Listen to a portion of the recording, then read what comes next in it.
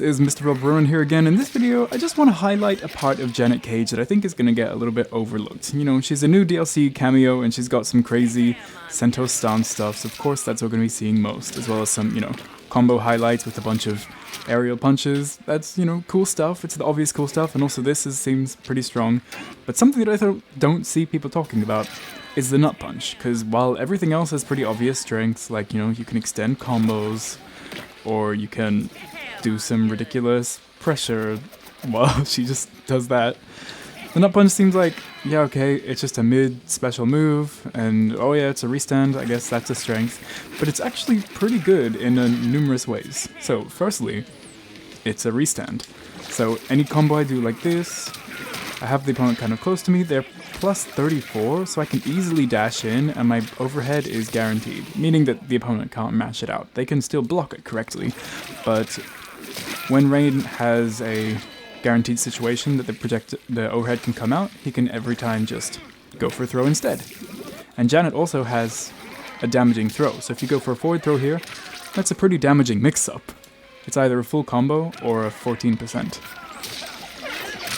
So, on its own, pretty good for Rain. It's also faster than most Kameo moves. Like, a lot of Kameos, like Frost and whatever that have summons, don't have Kameo moves that can come out fast enough to combo off of his back two, but Janet's can, which is pretty cool. So now you have something you can get off of this, and just go into your great resets and keep looping, and just go for some hectic mix, just using Rain's strengths to their fullest. But also, you don't even really have to worry about when you do this, because the second thing that's strong about it is -6. It's completely safe in this game, except for some few edge case scenarios. Which means, yeah, you can use it as like a reset tool to hit the opponent, but you can also just use it as a safe special move, which, you know, not a lot of characters have that kind of thing.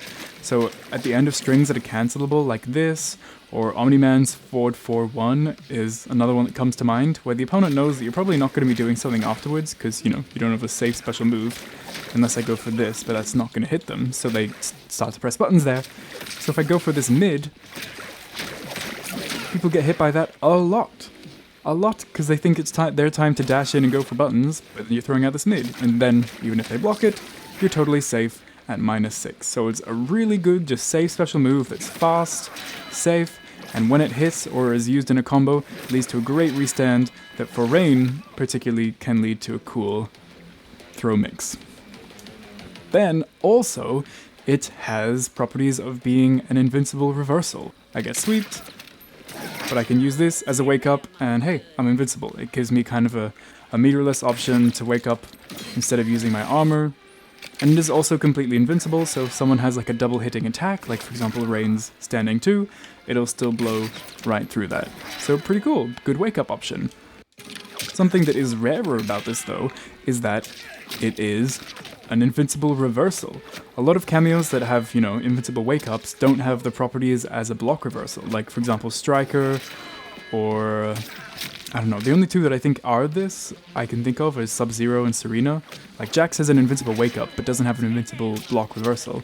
But Janet's is, which is really cool, so any place that you know there's a gap in the opponent's block string, you can just blow straight through it, which is really good for characters with annoying plus frame pressure, like Johnny Cage, because whenever they have plus frames or something that jails into something else, you know that you'll guaranteed get this, and hey, you're plus 34, you get your pressure going.